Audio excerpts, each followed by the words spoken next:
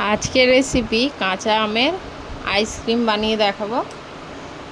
এখানে আমি নিয়ে নিয়েছি 3খানা আম, কাঁচা আম। এগুলোকে প্রথমে আমি বয়েল করে নেব।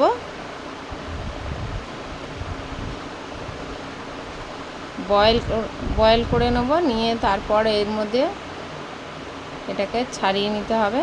আর এতে লাগবে ধনেপাতা অল্প, একটা কাঁচা লঙ্কা, আর একটু অল্প বিট নুন, এগুলোই লাগবে। আমগুলো আমার প্রায় সেদ্ধ হয়ে গেছে। আমগুলো এবার তুলে নেব গরম জল থেকে।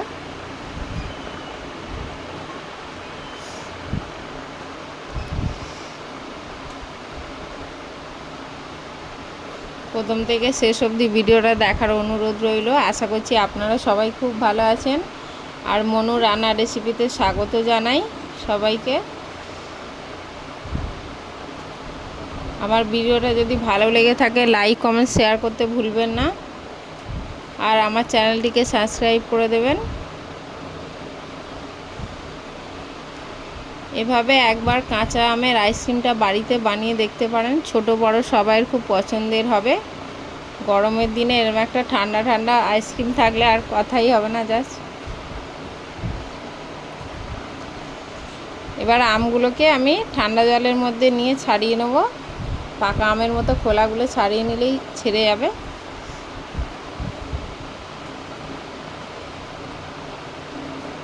এভাবে করে আমগুলো সব ছাড়িয়ে নেব।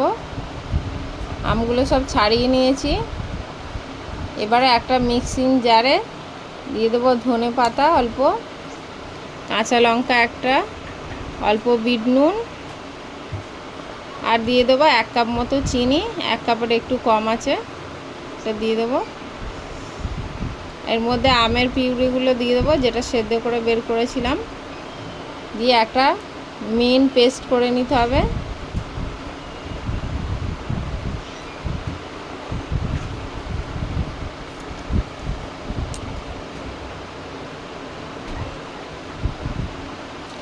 একটা পেস্ট বানিয়ে নেব। পেস্টটা বানিয়ে নিয়েছি। এবার আইসক্রিমের একটা কাপের মধ্যে এগুলো অল্প অল্প করে ঢেলে দেবো। এর মধ্যে অল্প জল মিশিয়ে দেবো। জল মিশিয়ে একটু পাতলা করে নিতে হবে, অনেকটা ঠিক আছে ব্যাটারটা। ভালো করে এটা মিশিয়ে নিতে হবে। মিশিয়ে নিয়ে এটা খামের মধ্যে ঢেলে আমি 8 ঘন্টা ফ্রিজের মধ্যে রেখে দেবো, মানে ওভারনাইট থাকবে।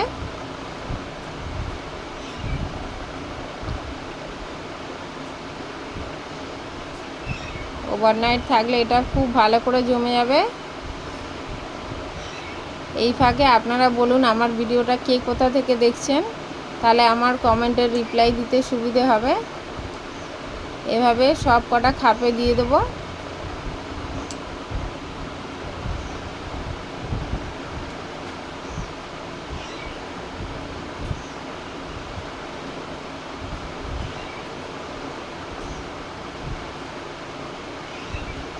একটা আমার বাকি রয়ে যাবে মনে হচ্ছে, ওর মধ্যে আমি এমনি জল দিয়ে দেবো। দিলে সব কটা খাপ পুরো হয়ে যাবে।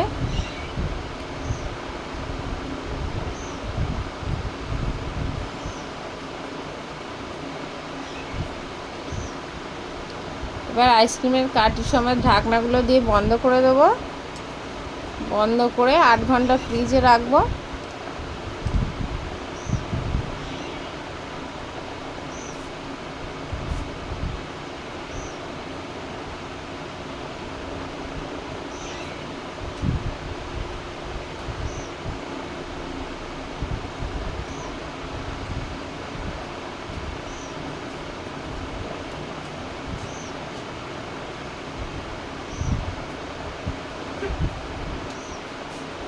দেখুন বন্ধুরা, 8 ঘন্টা পর আমার আইসক্রিমগুলো কিভাবে জমে গেছে।